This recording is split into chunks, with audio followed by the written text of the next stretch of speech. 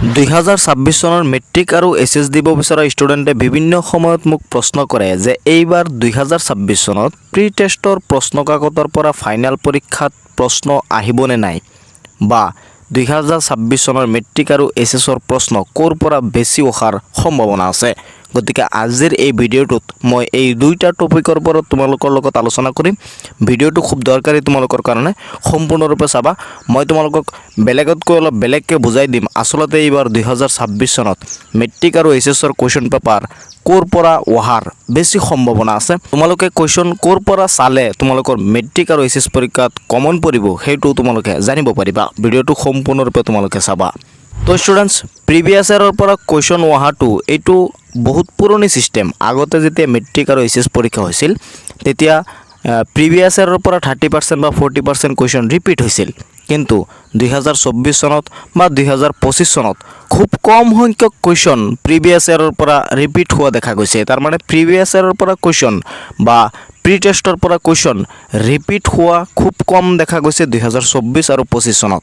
গতিকে ইয়াৰ পৰা ধাৰণা কৰা যায় যে 2026 চনতো প্ৰিভিয়াছ ইয়াৰৰ কুৱেশ্যন পেপাৰ বা প্ৰি টেষ্টৰ কুৱেশ্যন পেপাৰৰ পৰাও কুৱেশ্যন ৰিপিট হোৱাৰ সম্ভাৱনা খুবেই কম। বহুতে কৈ আছে যে প্ৰি টেষ্টৰ কুৱেশ্যন পেপাৰ তোমালোকে চাবা, তাৰ পৰা মেক্সিমাম কুৱেশ্যন তোমালোকৰ কমন পৰিব। নহয়, এই ছিষ্টেম আগতে আছিল, কিন্তু যিহেতু বৰ্তমান নিউ পেটাৰ্ণত কুৱেশ্যন আহে, কনচেপ্টৰ ওপৰত কুৱেশ্যন আহে, সেইকাৰণে প্ৰিভিয়াছ ইয়াৰ বা প্ৰি টেষ্টৰ পৰা কুৱেশ্যন ৰিপিট হোৱাৰ সম্ভাৱনা খুব কম থাকে। প্ৰি টেষ্টত মেক্সিমাম জিলাতে তোমালোকে চাবা কনচেপ্টৰ ওপৰত কুৱেশ্যন নাহে, এনেই নৰ্মেল কুৱেশ্যন অহা দেখা যায়। আৰু কেইটামান জিলা আছে য'ৰ পৰা নেকি কনচেপ্টৰ ওপৰত কুৱেশ্যন আহে। তোমালোকে কি কৰিব লাগিব, যিসমূহ জিলাত নেকি কনচেপ্টৰ ওপৰত কুৱেশ্যন সুধিছে বা যি কুৱেশ্যন পেপাৰত কনচেপ্ট বেছ কুৱেশ্যন অহা দেখা গৈছে তেনেকুৱা কুৱেশ্যন পেপাৰ তোমালোকৰ চাব লাগিব। কিন্তু বাকী যিসমূহ জিলাত চাবা তোমালোকে নৰ্মেল কুৱেশ্যন অহা দেখা গৈছে সেইসমূহৰ কুৱেশ্যন পেপাৰ তোমালোকৰ চাব নালাগে, তাৰ পৰা কুৱেশ্যন ৰিপিট নহয়। যিহেতু 2026 চনৰ মেট্ৰিক আৰু এইচএছ দুয়োটা পৰীক্ষাতেই তোমালোকে কনচেপ্ট বেছ কুৱেশ্যন পাবা। গতিকে কনচেপ্টৰ ওপৰত তোমালোকে গুৰুত্ব দিলেহে 2026 চনত মেট্ৰিক আৰু এইচএছত এটা ভাল মাৰ্কছ তোমালোকে স্ক'ৰ কৰিব পাৰিবা। মই আশা কৰিছোঁ তোমালোকে কথাখিনি বুজি পাইছা। অনলি প্ৰি টেষ্টৰ কুৱেশ্যন পেপাৰ বা প্ৰিভিয়াছ ইয়াৰৰ কুৱেশ্যন পেপাৰৰ পৰা ডিপেণ্ড কৰি থাকিলে তোমালোকৰ পৰীক্ষা বেয়া হ'ব। কাৰণ প্ৰিভিয়াছ ইয়াৰ আৰু প্ৰি টেষ্টৰ কুৱেশ্যনৰ পৰা কুৱেশ্যন ৰিপিট হোৱা খুব কম দেখা যায়।